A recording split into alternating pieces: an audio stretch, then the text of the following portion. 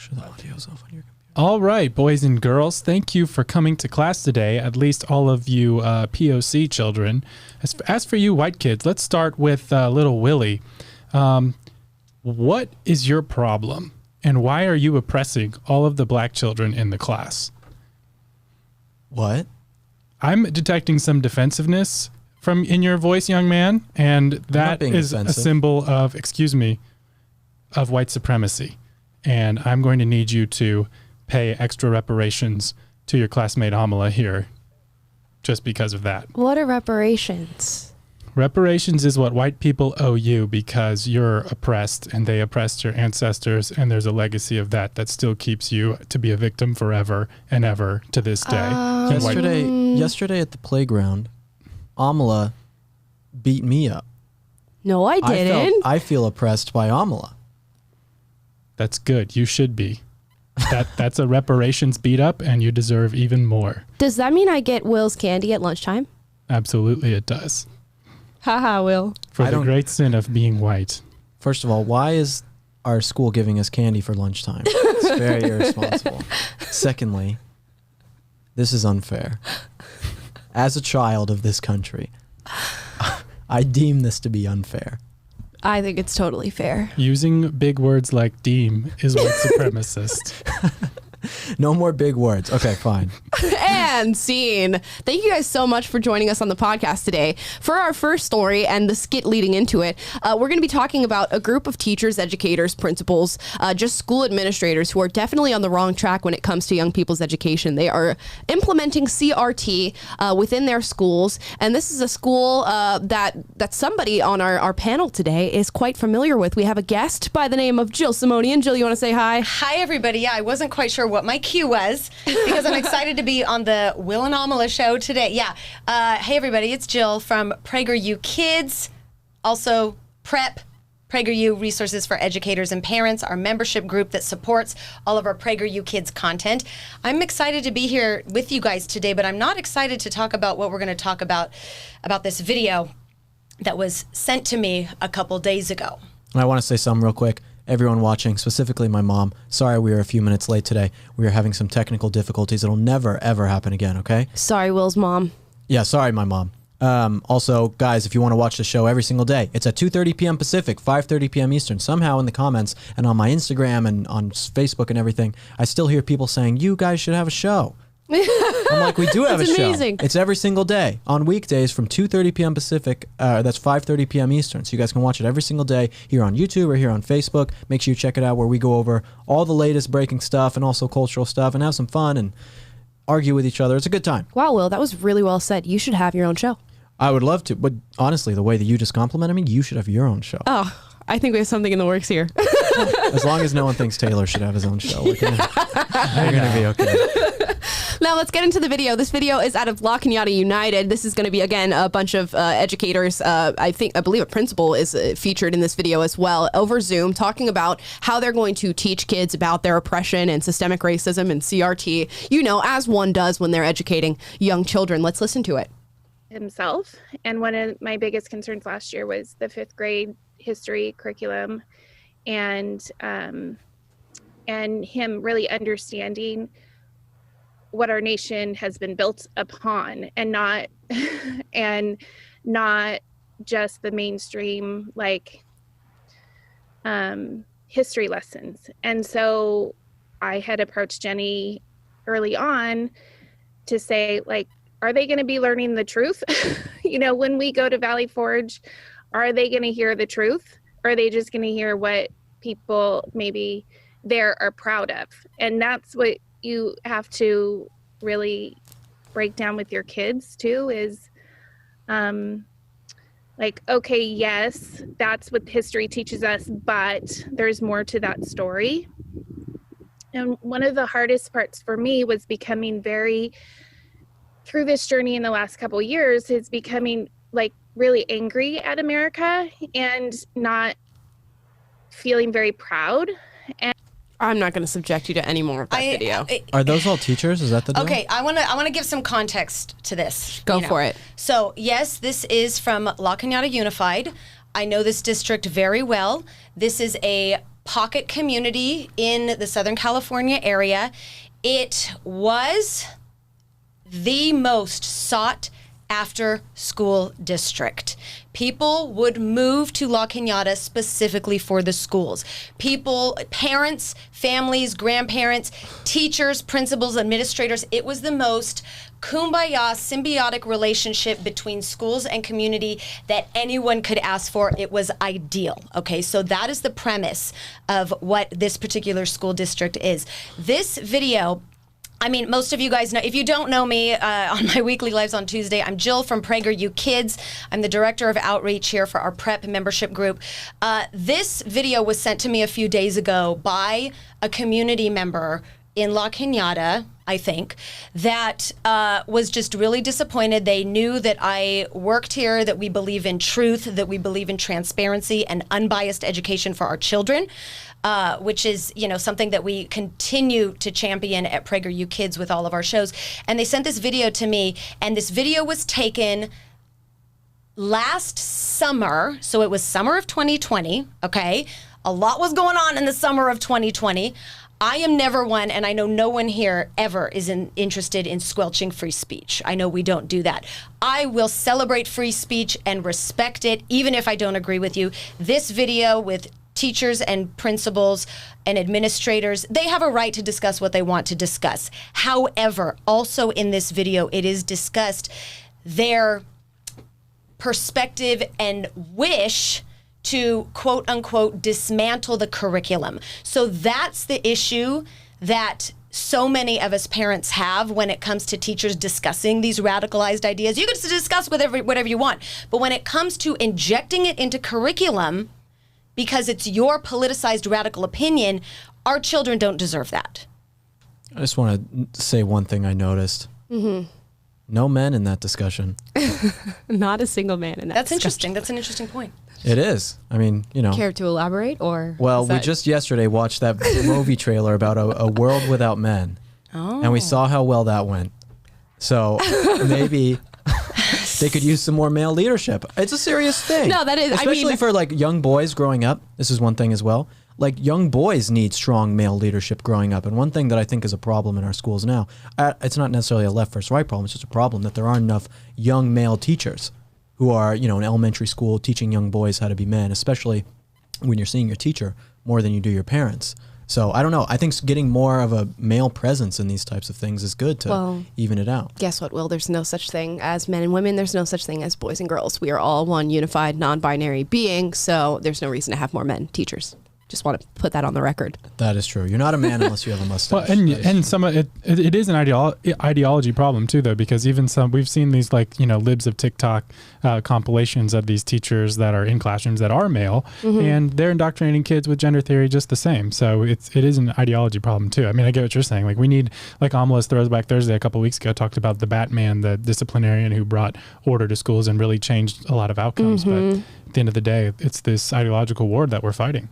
And one other thing I do want to note about this video, yes, it was from last summer. This was recently distributed to thousands of parents in the area now that we are going back to school in this back to school season that everyone is preparing for. All of us parents are gearing up. We are going back to school. But this video was also taken at a time when the district leadership was specifically telling parents that they were delusional for thinking that teachers were trying to implement 1619 Project, critical race theory, all of these radical ideologies. The district leadership was literally in the process of approving a DEI plan to implement into the district starting this year. And last year, they were specifically telling parents, we are not doing anything centered on critical race theory. And then you have this group of teachers at a particular elementary school literally discussing how can we implement this into our classrooms. Right. So parents were duped. Right. And parents were lied to, or the alternative is that the district leadership sincerely did not have an idea as to what was being discussed, which is another problem in itself. I'm going to go with number one on that one.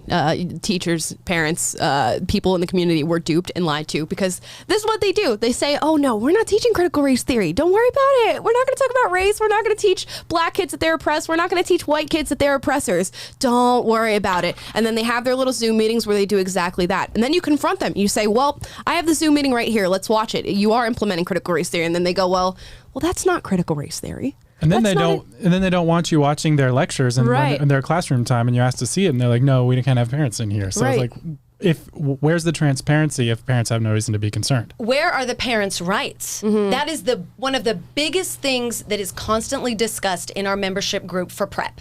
If you're not in our membership, join our membership, because these videos and what we're going to share with you later too was also shared via a parent who is a PrEP member, and we're sharing solutions and things that we can do to reassert our parents' rights. We do not consent to things being taught to our children that are outside of shared values, basic human values. We do not consent. And to hold teachers accountable is our parental right, and it's our parental responsibility right now. Yep. The school should be supplementary to what you're learning at home, and it should sort of, if not, echo your values, be something that is not teaching kids what they should believe politically. It should be a completely unbiased ground for actual learning, rather than political philosophy and political ideology. Yeah. Michael on Facebook here makes a good point. He says, advocating the myth that CRT is being taught in schools will ultimately be self-defeating. The theory is not being taught, but the theory is being implemented, which I think is an interesting point. It's not necessarily that they're saying, hey, kids, there's a thing called critical race theory and you should learn about it, which actually would be fine and kind of be irrelevant because it's not the most important thing to learn about. It's some obscure theory, postmodern neo-Marxist theory. But if they're in class implementing critical race theory and critical pedagogy, then that's actually the problem, because they're indoctrinating kids with a worldview as opposed to teaching them about a theory, which would be okay. And that is the trick, is that they get to use critical race theory without actually using critical race theory. So then when you call them out, they say, well, oh no, you're just grasping at straws here. That's not what we're doing. We're not saying, we never said, check the curriculum. The CRT is not even mentioned in it. We're not teaching it. DEI that's the code word: diversity, equity, and inclusion. Right. They want to call you crazy. They do. I get called crazy every single day. For numerous amounts of things, but mostly the mustache. Some of that is warranted. Yeah, some of it's definitely warranted, which is a good thing. I'm not against that. But they try and call you crazy. They try and tell you don't know what's going on in a way to confuse you, so that if you can call someone crazy and make other people around them think that they're insane, they are immediately written off as someone who should not be trusted. Right. Their opinion should never be looked at because this person is crazy or delusional or a conspiracy theorist, whatever it is. And then it turns out that the people who are the crazy, delusional conspiracy theorists are right. Not every time, but a lot of the time, the people who actually do the research and find things out, they happen to be right.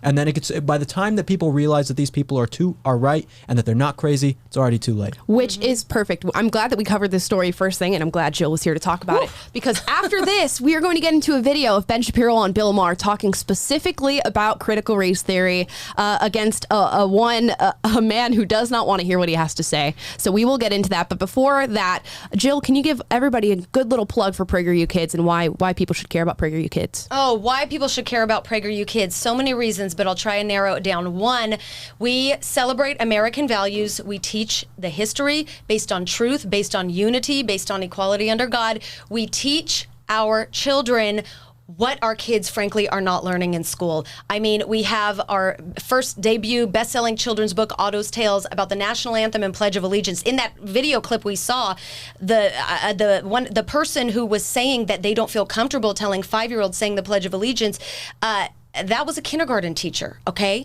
So at PragerU Kids, we're teaching our kids what it means to be an American. Our country is not perfect. We all know that.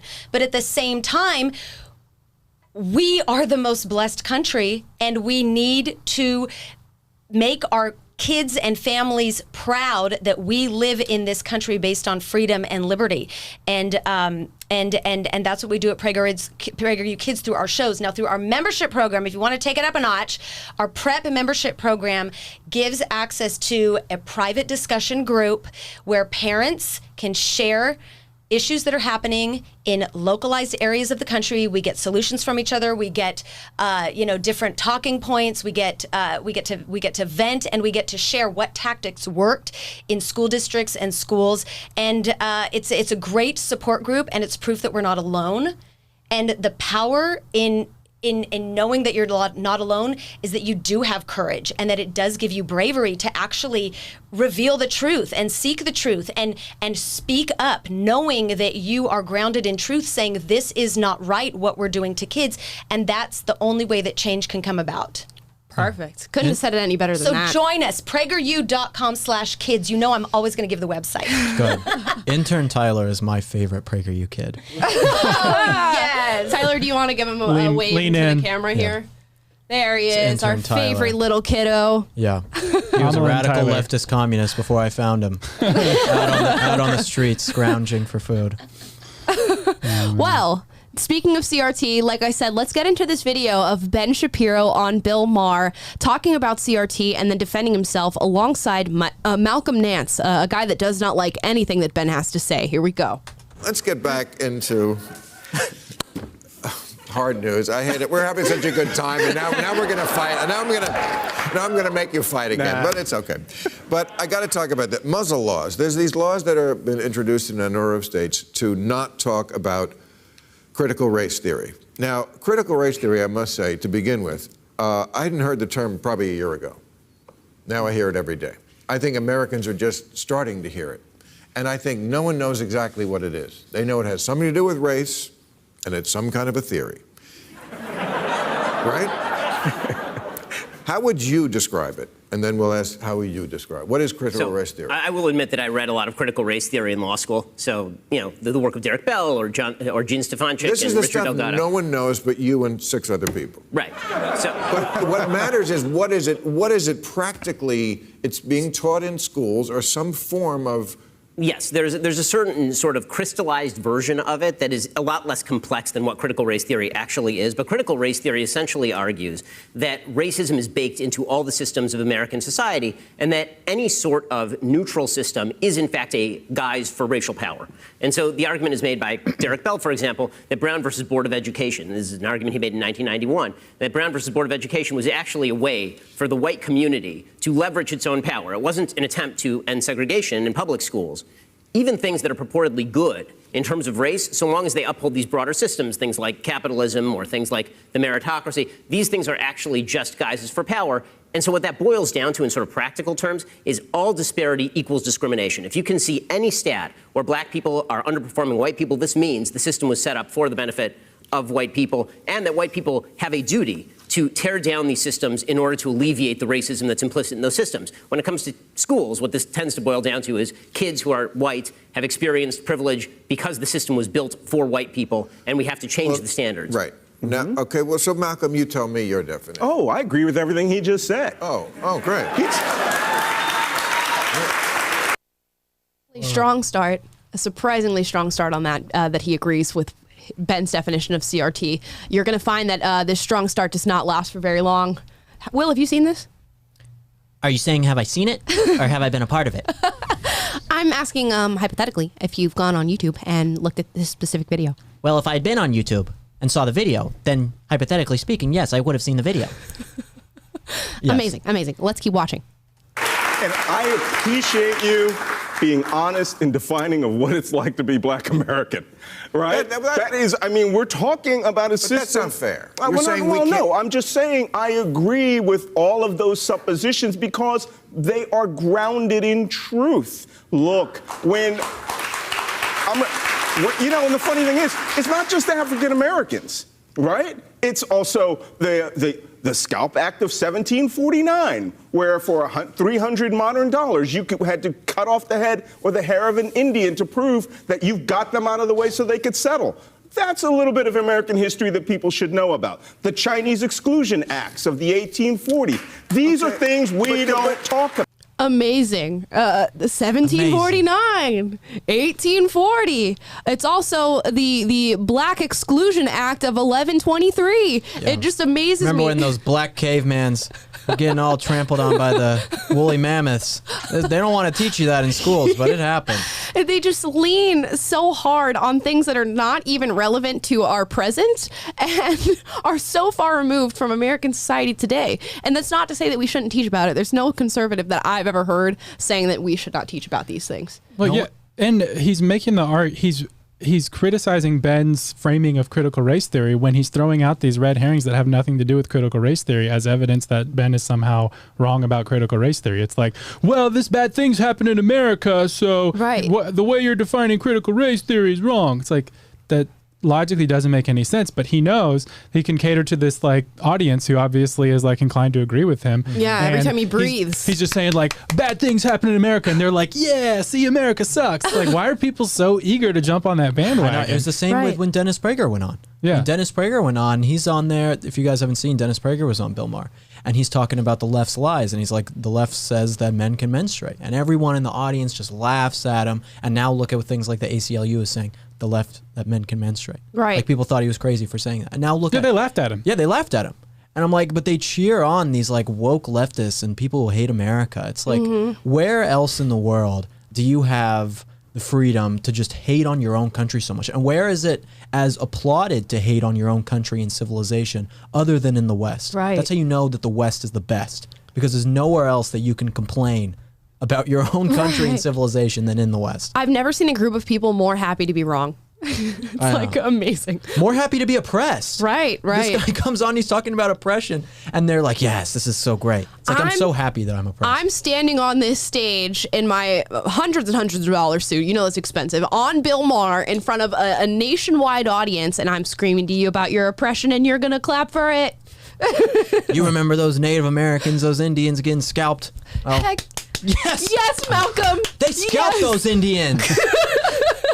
Like, come on, man. It's amazing. It is textbook straw manning to 100%. defeat an argument that Ben is not making. Ben is not saying we should not learn about dark periods in U.S. history. No conservative is saying that. And so by naming dark periods in U.S. history, you are not winning an argument. You're just like, Ben is perfectly fine with those being taught, as is anyone else. Like, it's okay to be informed about the dark things. You're trying to cast America in this evil light to indoctrinate people to be anti-America. And the evidence of that is like anytime you say something negative about America, everyone claps.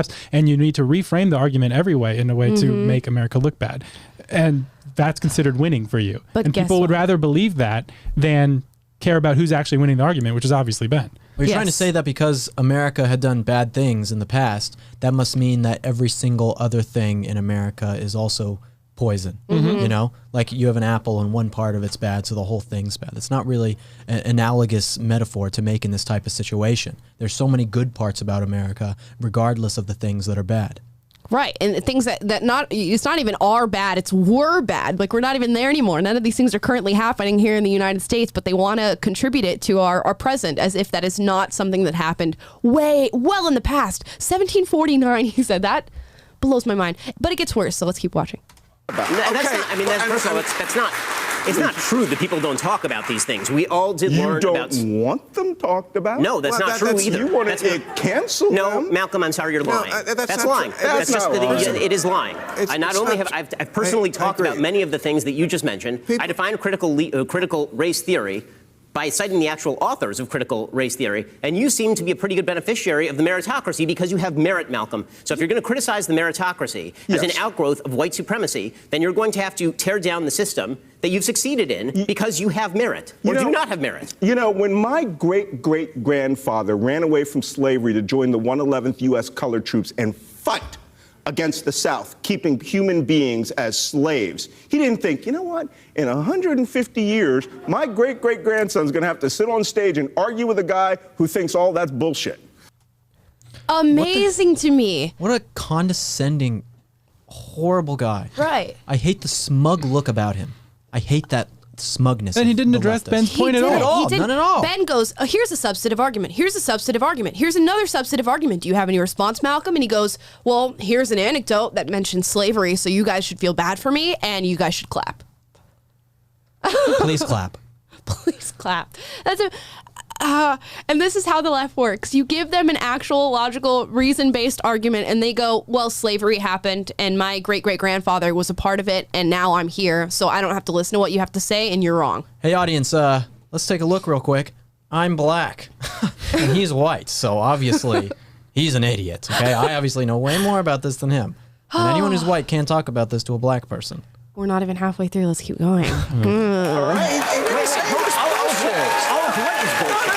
just saying. Malcolm, There is no controversy. The controversy that's made up is people saying that this is being discussed, this is being taught in schools, and that kids should be kept away from it. That's not true. It's not even a real controversy. Malcolm, the 5th largest school district in America, Clark County, just decided that they were going to lower standards with regard to testing because they wanted to alleviate disparities in outcomes. That is an outgrowth of critical race theory. Can you draw a straight line to it?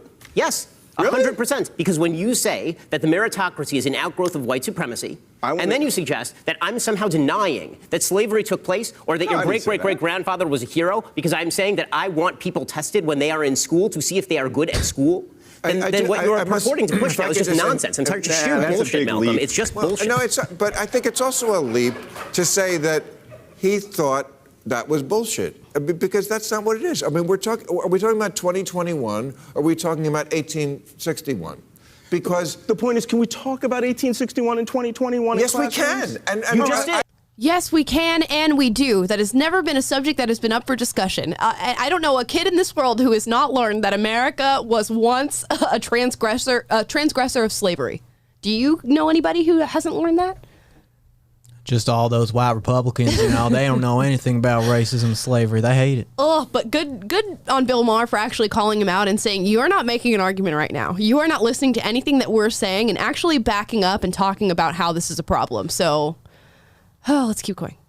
I don't know who's against talking about history. Well, I understand that they want to, in Texas, they're talking about removing references to the Ku Klux Klan. They're talking about removing. Well, come on. That's Texas. How can you watch Forrest Gump without even knowing who Nathan Bedford Forrest is, right? These are people who are historical figures who did bad things. No one is actually saying we want to go back and erase everything and restart and talk to you about these things. Critical race theory is a subject because the Republican right has made it a subject. No real school organizations are mandating this for kids. I hope every Democrat in America takes your perspective, and they will be shellacked at the polls.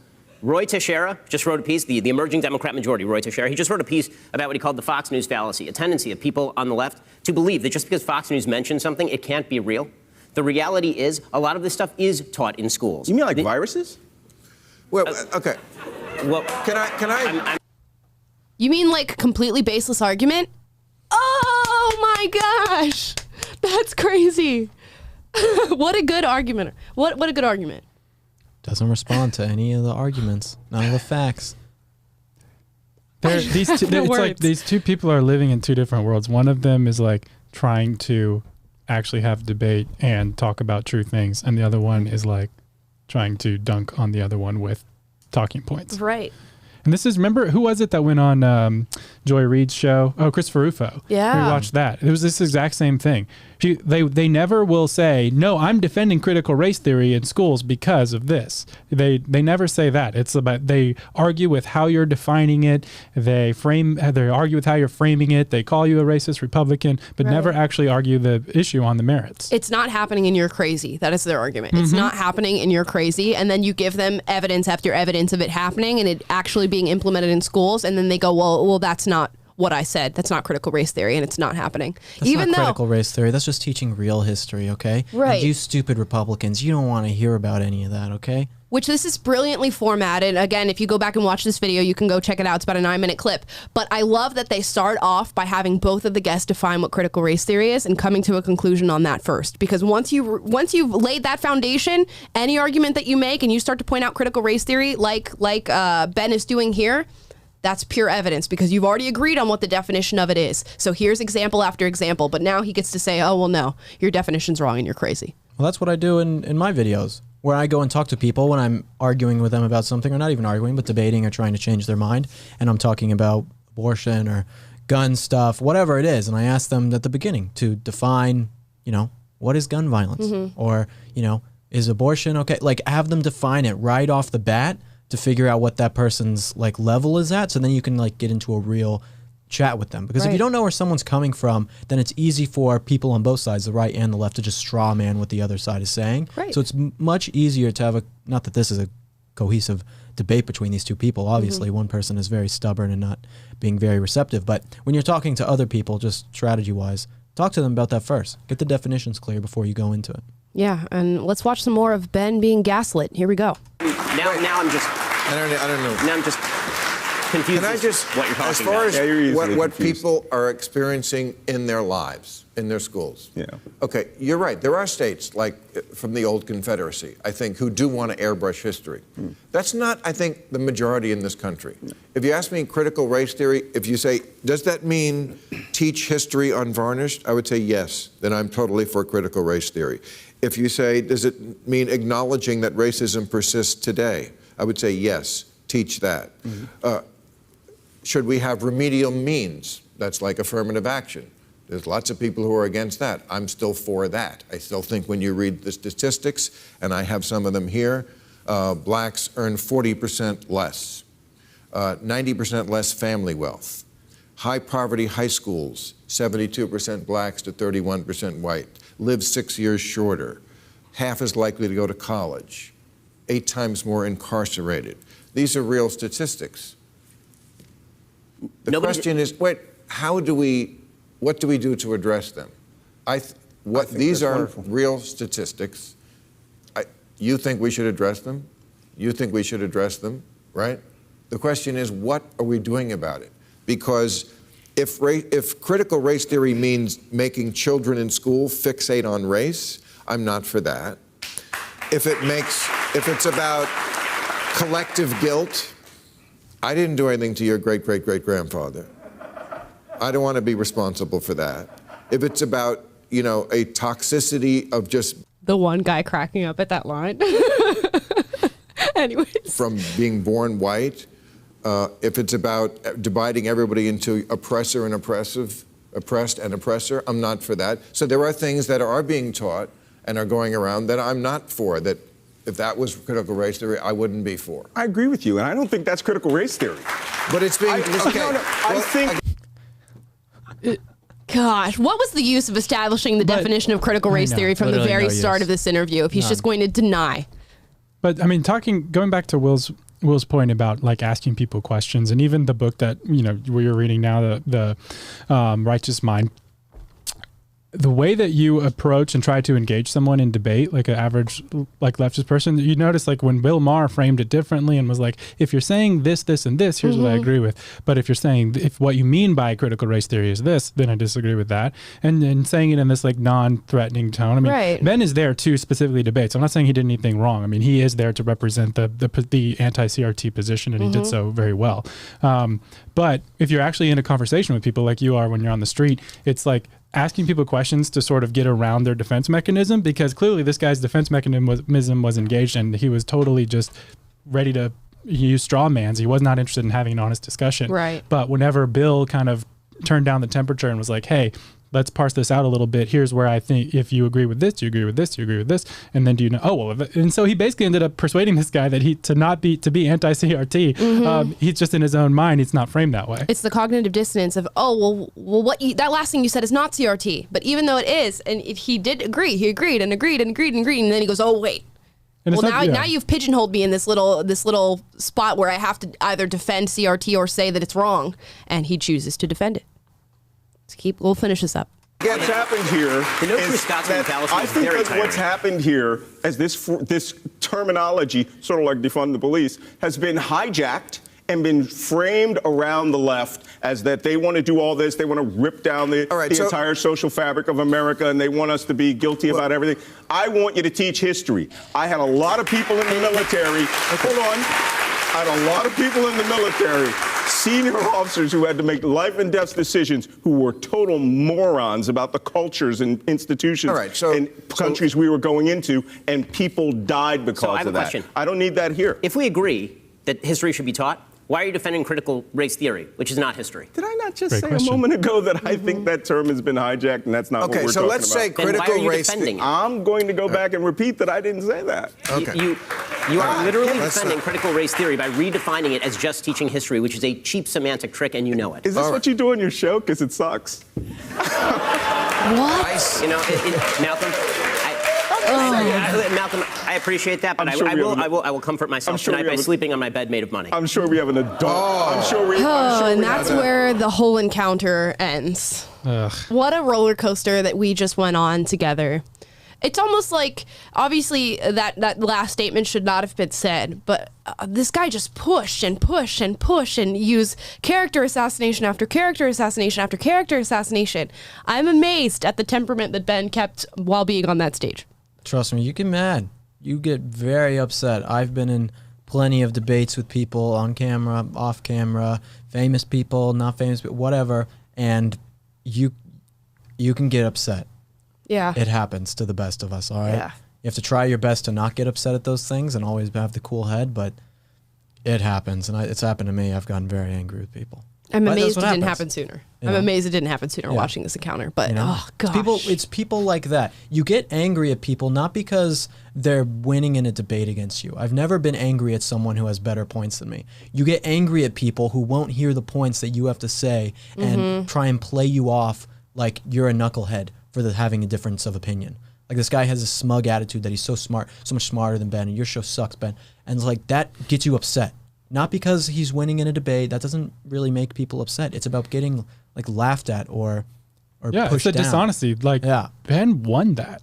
I was clearly. Is this what you do on your show, is destroy terrible arguments and expose the Yes. fallacies in people's thinking? Because it sucks. It's like, yeah, that's pretty much, it does This is suck, exactly doesn't it? what I do on my show. But the way he's just able to avoid the entire encounter just by like brushing it off and using these, I don't know, ad hominem attacks and straw man arguments is Right. like, it's really, I'm frustrated on behalf of Ben. Right. And that's like the most frustrating part is that he's not doing anything to assassinate your character. He's not doing anything to make you mad at him. He's not even trying to elicit some sort of angered response from you. All he's trying to do is say what you are supporting is wrong, and here's why it's wrong. And I just want to explain this to you on a base level, just two very smart men talking to each other. And this guy would just not have it. I would be frustrated. Wait, let me ask you, like 2 years ago, if you saw this video, you would probably be on the other guy's side and not Ben, right? I don't know. Yeah? I don't know, because I think, and even I went through and read the comments on this one. There was a lot of people who lean left who said, I absolutely hate Ben Shapiro, but Malcolm lost this argument. And Malcolm was a bully in this. And I think I would have seen through that aspect of it, that he was making no arguments and just calling names. But I would still be like, oh, he just didn't defend CRT properly, would have been my... So you would have like rationalized his poor performance by just saying, well, he probably Yeah. wasn't equipped to argue for the positions. I would have been believe like, they in. didn't put somebody who is equally as intelligent as Ben up there to defend CRT. That would have been my mindset. They're not sending their best. They're not sending their best. That's exactly what I would have thought.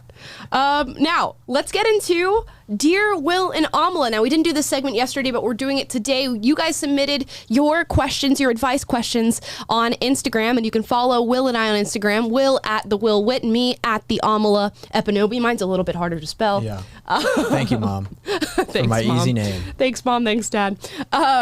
Let's get into it. Our first question is, Dear Will and Amala, is it pointless to look forward to the future? Sincerely, Amanda, please, 00. Anybody want to start this one off, or you want me to start this one off, or what? Well, We do have to move kind I of think fast also. Okay, the obvious answer is no. It's never pointless to look forward to the future, because even though the world around you looks grim, you as an individual can be a flourishing person full of insight and knowledge and impacting people's lives in such a good way, even as the world crashes around you. You know, Frodo, using Lord of the Rings again, the world is getting so bad around him, but he himself becomes a hero to fight against evil. And that can be you. You can Right. be someone who is surrounded by all this darkness, all these horrible things happening, and say, I'm still going to be the best man that I can be. Even though other people are doing horrible things, the world around you is crumbling, I can still be the best person I can be, learning and doing good things for other people. That is a great answer, Will. I'm going to follow that up with saying there is still joy to be felt in the future. Again, even if the world around you changes, even if we fall into this what we would call socialist, I guess, tyranny that the left is trying to push right now, you can still build a beautiful family, have memories with that, get married, just do all these great things with your life. And it's certainly something that you should look forward to in the future. Because even though the world is not looking too great right now. There are other things that are just so worth the joy and the experience. If Taylor? if the world is looking bad, you will only, and things are bad around you, the only way that you can live a fulfilling life is by being a hero, by being someone who stands against evil. Because if you see bad things happening around you, and you know that things are evil, and you know what truth is, and you do nothing, and instead decide to live your comfortable, safe life without being a hero, you will be an upset, sad, diminished person. There It we is go. very important when you are surrounded by evil to be a hero. And that can make it so that you should never be hopeless, because you can always choose that path for yourself to be someone who's courageous and stands up and is brave. And what do heroes do is make sacrifices. And this is something Jordan Peterson talks about, is like, it's what's unique to humans is that we are conscious of the idea of time, and that we can understand delayed gratification. And it's important when you talk about the future. What is like delayed gratification is making a sacrifice in the short term, in the near term, to have a better outcome in the future. And you need to do that in your personal life if you want to have a successful life, and if you want to have a successful family. Like if everything is all about the here and now, and that's the only place you operate in, then, like the scripture says, let us eat and drink, and for tomorrow we die. But if you have a mind for the future, if you have an eye for the future, then you will make the sacrifices today necessary to create a better outcome for yourself, for your children, for your family, for your community, for your country, and for the world, if you are prepared to make those sacrifices. Wow, we are so full of wisdom. The left is destroying everything. I'm Dennis Prager, and we have Otto, the world's most famous dog. Hi, everybody. Hi, everybody. Was that Dennis? That was trying. That was a little It's high. got a little good. draw. No, I know he his does, voice he is does. lower, but he does the hi.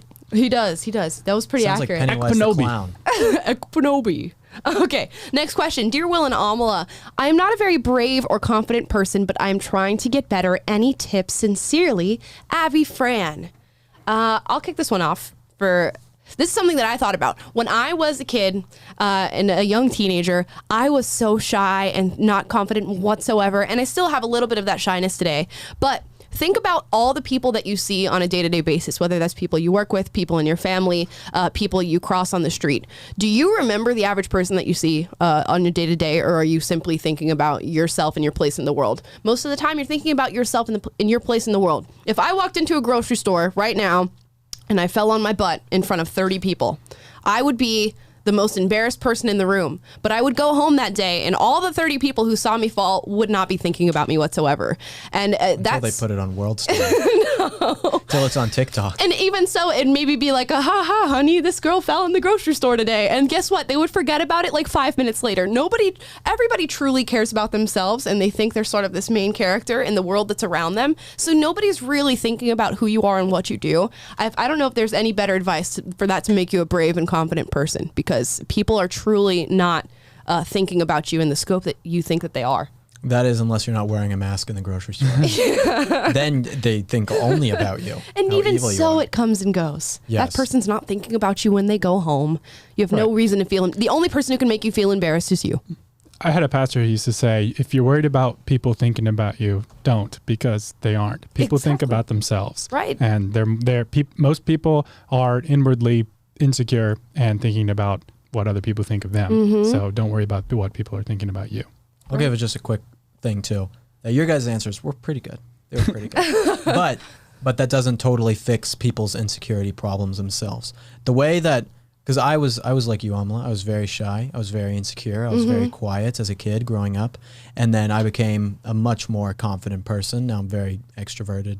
I guess not extroverted, but I like, I can talk to people and all that kind of stuff, and I'm very confident. But that's because you find out things about the world, and as you grow in intelligence and wisdom and knowledge and feel confident in the things that you know, then your insecurities seem to go away. At least that's how it went for me, is that when you start to learn and know more and feel confident, this is like when going and giving speeches. People say, how do you get good at giving speeches? It's like, I feel confident about going and talking and giving speeches because I know what I know. I know that the things I believe are correct. I know that I have them backed up. I know that if someone asks me a question, I can debate them on it and win. So it's, I don't know, just having confidence because you know the things that you actually think about. Right. Yeah. And obviously outside of that in your day-to-day life, if you're not confident of just being seen by other people, they're not thinking about you. I promise. promise. You had a good answer. Let's see. Next one. Dear Will and Amala, best ways to be a gentleman. And this is from Jonathan Savko. Do you guys have answers for this? I'm going to let you guys answer first. And I'm going to see what I think about your gentlemanly advice. Anytime there is a puddle, you need to lay down your jacket so the woman can walk over the puddle all over your jacket. Wow. That is very sound advice. Do you have anything else, Will? Never. Nope, that's it. That's all you need to know. That's it. So get some jackets, boys. Never sit down. If you're a man, this is what my grandpa taught me. If you're at a dinner table and food is being served and like everyone's getting their food or whatever, you don't sit down until the ladies have sat. Okay. So if all the ladies haven't sat at the table yet, like let's say you're with a group of women or whatever, you don't sit down as the man until all of the ladies have sat. And that'll impress girls on dates too. If you're sitting there, if you're waiting and, waiting for them to sit down, like, why are you waiting? And you're like, well, my grandpa taught me this. And they'll be like, oh. So you're just trying to impress a girl. No, not true. You're also having good manners. But you can do both. They both work at the same time. Taylor, what is your advice on how to be a gentleman? I mean, there's all the practical stuff, like open the door, open the car door when you're on a date and stuff like that. Wow, Will, could you be any louder? I needed water. It's parched, but I think just in general, it comes down to how you view women and what your intentions are with women in general when you're like talking to them, approaching them, or even in dating. And if you actually see them as a human being created by God's daughter with infinite value and worth, and your job in approaching them is to steward that and be conscious of that, and like, this is an independent human that is not just someone to a piece of meat. It's not just someone to conquer, but it is another human that I have the privilege of getting to know and discover what God's placed inside of her. That is a much different idea and approach in how that's going to inform your attitude in how you interact with women, much more so than, just a textbook of tips. We could read all day of like what traditional little things are, but if you're only doing those to manipulate a girl into falling for you in some way, then that is shallow and but how do you truly view them, and do you truly have a deep honor and appreciation for them? And that's what really makes it gentleman. Being a gentleman is a mindset.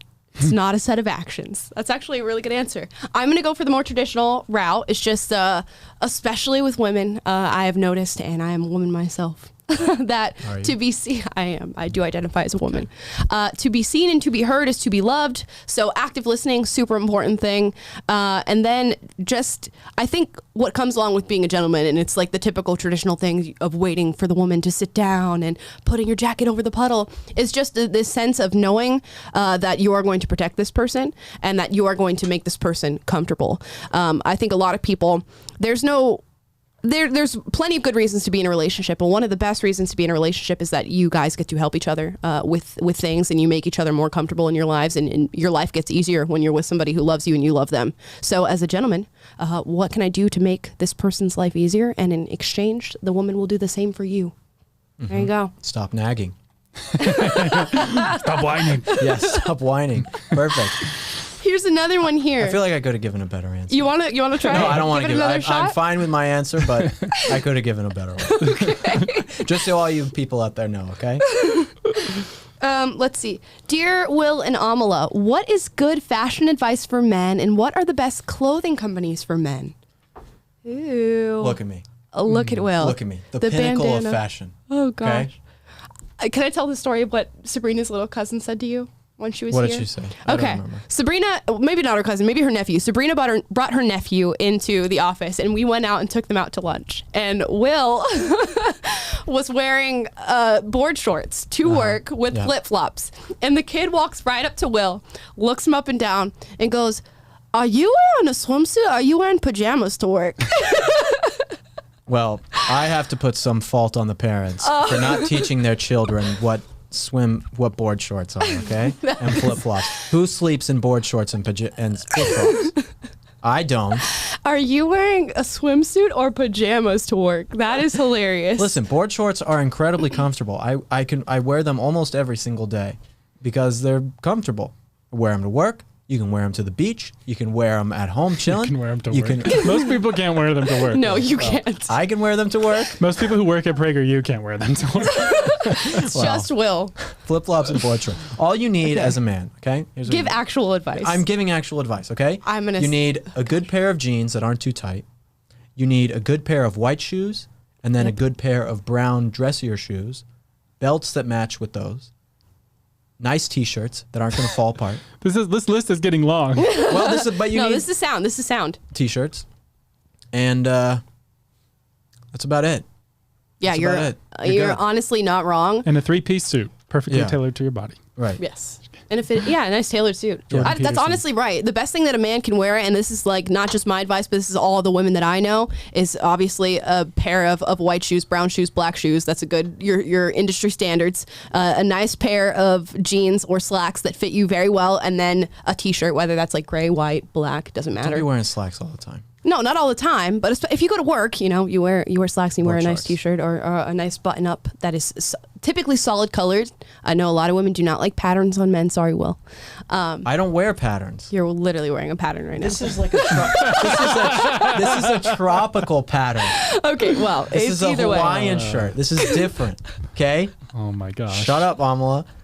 I will. I don't like animal print. One Shut thing, my mouth. women should not wear animal print. I'm and wearing I'm not it. just saying this because of you, Amala. It's I am okay. like very anti. If there's one piece of fashion that should die for women, it is animal print. No, the only animal print that should die for women is like cheetah print, and I Hate stand that by term. that. I will sign off. I approve this message. Zebra print, however, No. is fashionable. Burn it all. Taylor, do you have any advice? Do not men. ask Taylor for fashion advice. Okay. Taylor dresses in my industry standard, and that Thank is you. jeans, shirt, nice Look shoes. at how big that neck The- ring is the for jo- Taylor's shirt. People hate on my neck. I like to show off my collarbone because it's very well defined. There you go.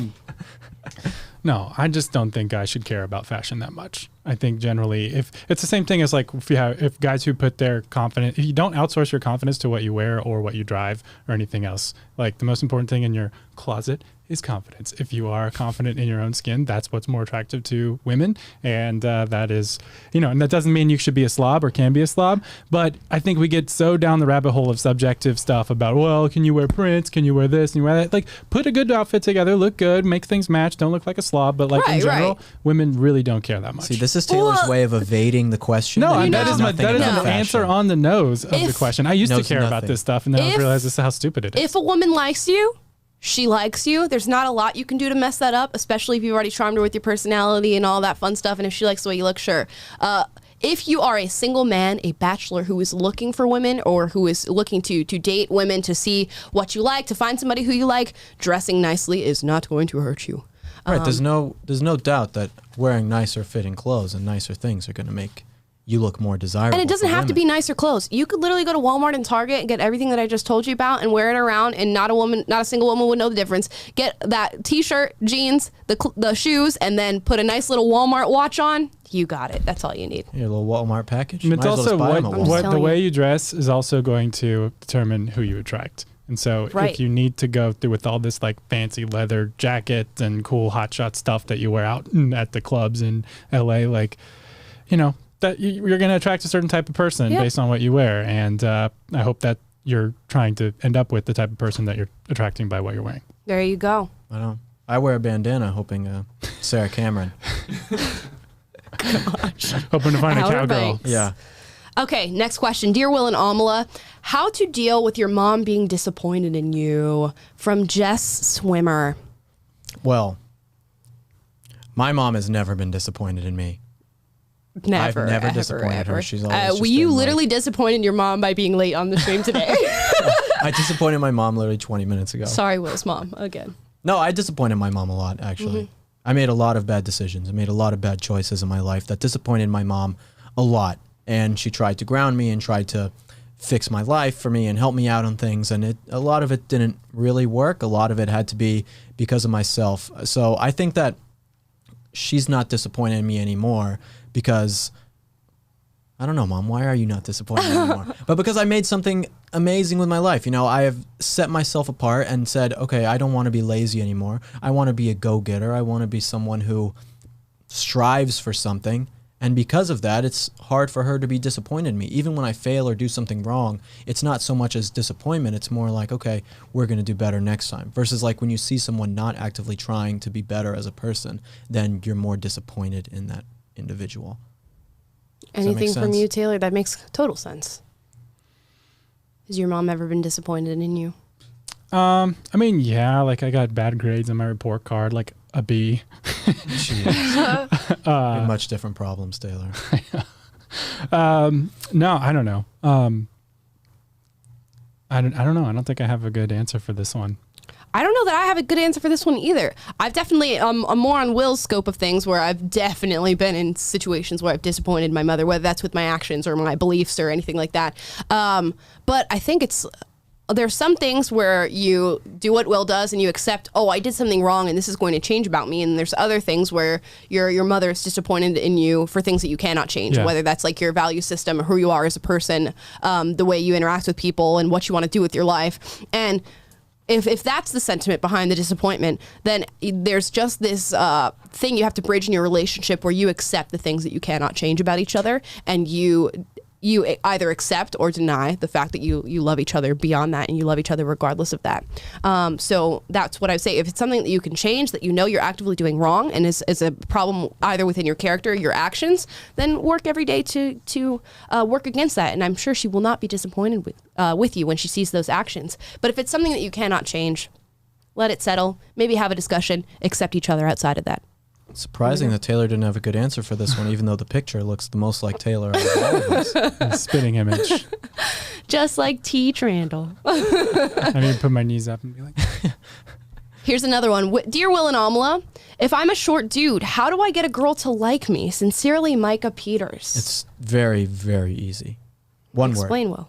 Money. Oh my gosh. If you have money and you're short, women will love you. Fame. That's not another word. Fame, money, power. That's not true. Nice car. Okay, I'm sure that will help with some girls. That's not going to attract the women that you actually want to be with. If you were going to attract this woman who is just utilizing you for your money and for your fame. You didn't say what girl. Okay, I'm trying to give him the best odds. No. Okay, because depending on how short you are, you're going to need some money. So not true. No, confidence and personality can really just overwhelm the senses when it comes to women. So being a super confident person, being funny, or I don't want to say overcompensating, but in a way it is sort of overcompensating with personality traits to sort of guide away from the fact that you are short. I know a lot of girls who do not care either way, but the majority of girls do care, unfortunately. Yeah, so shallow. What's wrong with you women, okay? I'm 5'9", I'm perfectly fine. Okay? I'm not defensive. I'm not defensive. I have a great personality, okay? I don't even care about how tall I am. But your personality is fine, and your personality helps you with women. It doesn't matter. They are not folks. They're not like, oh my gosh, this guy is shorter than I am. They're like, very tall on the inside. Yeah. And then they're like, how much money do you make? Oh my gosh. No. You use your personality, and that influences the way that people think about you. I know a girl, personally a good friend of mine, who has only ever been with short guys, and it's not because it's what she prefers or that she particularly likes guys who are short, but it's because the ones that she have met are extremely funny, extremely charming, extremely personable, and their personality characteristics overwhelm that attribute about themselves. Honestly, being tall, pretty overrated, gonna be honest. Being 5'9" is honestly where it's at. Christine Kennedy said, I'm hot and I don't care how tall a man is. Good job, Christine. There you go. Good job, Christine. You fox. I like to hear that. I think the answer is like, don't develop an inferiority complex, and because people will detect that. The best thing you can do is accept the world and be the best version of yourself that you can be, and be yourself and be strong in that. And like anyone, like a tall person who their confidence comes from the fact that they're tall, that's so shallow. Oh yeah, nobody likes and insecure anyway. Yeah. Right. So who wants that? Yeah, they're total idiots. So anyways, yeah, I think it goes both ways. You can have a tall person who's kind of a douche just because their identity's in that, and then they have no personality beyond the fact that they're just used to stuff coming easy. Yeah. Also, side note of advice: don't ever bring up your height. Just don't do it. If you don't bring it up, definitely. don't call attention. The worst thing Should that you guys could put do, it in their dating profiles though? No. No. Unless you're tall. No. If you're tall, but Everyone does. It's like a thing, I know, isn't it's it? weird. It's like it's a standard. It's an industry standard to put your height in your dating profile. Don't do that. If And you're don't, under 6 feet, don't put your height in your dating it's just like, don't worry about it. If you don't call attention to it, it's not like she's going to do it. And it's especially that sort of what will really turn a woman off is that self-deprecating, like, oh, well, I know I'm shorter than you, and I'm so glad you're dating me, even though I'm shorter than. Don't do that. Just leave it. Yeah. Just don't talk about Or it. you should date a super tall chick, like a basketball player, Heck yeah. and just turn both of the societal standards on Then their you'll be like the heads. coolest guy ever. Yeah. She can give you piggyback rides. She can help get you on the roller coaster rides you can't get on.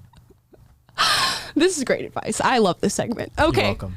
Next question. Dear Will and Amala, I dated a girl. A girl I dated says we are incompatible. Should I ask for more details on why or not linger on it and move on? And this is from Dan Rosca Graham. 2 questions. 2 One, questions. how tall are you? Secondly, how much money do you make? Oh my gosh. Shut up, Will. Shut up. I'm joking. Okay, you give can your answer. actual No, you can advice. answer. Okay. If a girl says that you are incompatible, I would not waste my breath. There's no amount of convincing in the world that you'll be able to do with a woman who has made up their mind that they don't really like you. And of course, that's the rule, and there are exceptions to the rule. I'm sure you can say, well, that happened to my friend, and they broke up, and then he confronted her about it, and they got back together, and everything's great. Sure. But that's an exception Yeah. to the rule. And then he got COVID and he had the vaccine already. at the Yeah, same time. exactly. Same thing. So if she says you're incompatible, that's just her way of telling you, I'm not interested. It might not even be that you're incompatible. Well, clearly you are because she's not interested in you. But just don't. Savage. I don't mean that in a rude way. If a girl says that you're deep. incompatible. You're obviously a loser. If a girl says that you're incompatible, your personalities just don't match each other, and there will be a girl you'll never hear her utter those words. So I wouldn't waste my breath on a girl who does not like you. I am sure that you are great. And yeah, don't linger on it. Move on. Yeah, the best thing you can do is move on with your life, and then maybe she'll see you out there living your best life and come crawling back. But No, you don't want her if she comes crawling back. You Gross. don't. I know, but if you Slithering like, around. I'm just saying your best chance at actually earning this person's affection is to get completely over them. So you might as well just get over them because lingering on it is never a good idea. Like, oh, Right. but why don't you like me? Like, that's just simpy, and that's even less attractive to a girl. Yeah. And so often we fall into this pit, especially when you're in long-term relationships and you lose that relationship, like, oh, there's nobody else out there for me and I need to figure out what's wrong with me and I'm going to fix it and then I'm going to go back to her and we're going to be more compatible than we've ever been before. No. There's somebody out there who's like, If we're not compatible, I can change. I can change everything about myself. Yeah. Just tell me. It's like, don't ask her. I got More- these shoes and they make I'm like 2 inches taller now, I promise. The fact that you feel the need to ask her about why you're incompatible shows me that you're a caring person who is willing to accommodate this sort of disconnect within a relationship. You don't need that. You don't need a girl like that. You can find a girl who's going to love you just for who you are, and you're going to be super compatible, and she'll never say anything like this. Thing you should do is nip this in the butt and find this girl before she tells you that you're incompatible with her. You tell her that she's incompatible. Oh with my you. gosh. The heartbreak E becomes the heartbreaker. Is that what you're Exactly. advising? That is horrible advice. Horrible That is- advice. Beat her to the punch. Yeah, Now that a exactly. woman has beat you down emotionally, go beat down a bunch of other women No, emotionally. that's not what I said. I said the same girl. Before she tells you that it's not going to work, you tell Just her don't it's do not that. going to work. No, don't waste your breath. I don't Come know, on, man. Will. Come on, Will. I'm trying This to is help. not about revenge. This is about happiness. This is Django. This is Django. Yeah. He's coming back for his comeuppance, as they say. Well, Real advice, yeah. Don't worry about it, man. that's our advice segment for the day. You guys have any extraneous advice that you'd like to give the people before we sign off? Get money. Oh my gosh. Be tall. Taylor, anything? Someone just said a joke in the super chat, so we'll read it. Someone told me a joke about how Will with a mustache looks like Stalin. The joke was all right, but I like the execution the most. That was funny. Hilarious. That was a good one. And That he was donated pretty in good. rubles or something, so they're Russian as well. Thank you so much for the donation. We're so happy to have all the money. You'll make me laugh funny at your jokes. Where is Vodka. the vodka? I love potatoes. Oh, anyways, guys, thank you so much for watching. Please like, subscribe, click the notification bell to be notified every single day when we go live. If you would like a personal notification sent to your phone, text live to 41776. If you are a high school student, college student, or a young professional below the age of 35, and you want to meet a digital community of like-minded conservatives, consider joining Prager Force at pragerforce.com. You might be featured on our show. You might get a job here at PragerU, but at the very least, you're going to meet people who support your values and who like you for who you are. Also, this podcast is now on Spotify and Apple Podcasts, so go give it a Google Play. listen. And Google Play. Go give it a listen if you don't want to see our faces every day, which why wouldn't you want to see our faces? Also, you can leave us a 5-star review on Google Play and on Apple Podcasts to show us that you support the show. We would really appreciate it. Thank you guys so much for watching. I know you just got the best advice of your life. You're So, welcome. Also, you're welcome. like this video, okay? Do it. Do it. Please. Smash the Really, like please. button. I think that you guys in this video are compatible together, and you should definitely like the video. Right. Maybe you'll find the love of your life, and she won't care if you're short. But she will care if you're rich. Thanks for watching. Bye, guys.